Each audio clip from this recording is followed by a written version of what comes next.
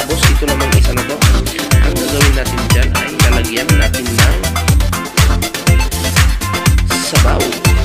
Ayan, kaya ko po lalagyan ng sabaw yan ay para panglaban sa lamig. Kasi taglamig po siya ngayon. Kailangan po natin may mahigop na sabaw para po ang ating katawan ay palaging malakas. Di ba mga kaprobinsyano? Ayan. So ang gagamitin nating mga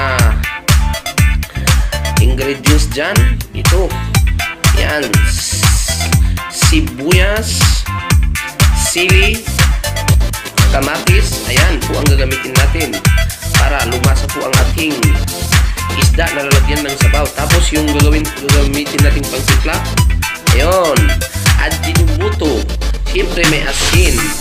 Ayan, natural, may asin yan. Tapos ang the best talaga sa lahat, ang importante sa lahat ay yung kalamansi. Ayun, kalamansi, piniga ko na po siya. Ayan, yan po ang nagpapalasa sa ating sinabawang isda. Ayan, huwag kayong mag-alala mamaya. Ayan, makikita nyo rin pag maluto na po ang ating isda. Ayan, so total nakaready na po siya lahat. Ang gagawin na po natin ngayon ay lulutuin na po natin siya.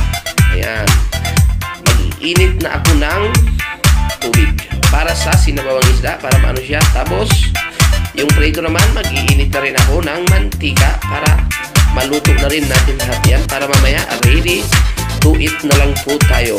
Ayan, salamat sa mga kaprobinsyano sa walang sawang panunod ng aking video. Sana hindi kayo magsasawa. Ayan, mag-ingat kayo palagi dyan. Ayan, God bless you all. Ayan, hanggang dito na lang po ang aking video na ito. Ayan, ingat sa lahat. Bye bye. Mwah, mwah, chup chup. Ayan,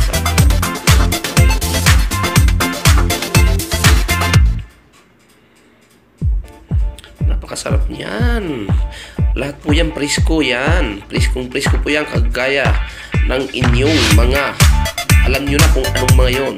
Bye bye everyone. Hanggang dito na lang. A few moments later. Ayan na po, luto na po siya. Ayan. Ayan, pritong isda at sinabawang isda din. Ayan.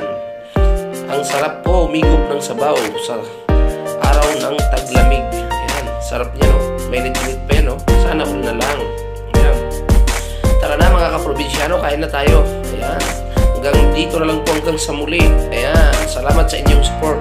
Bye bye everyone. Mwah, chup chup. Mwah.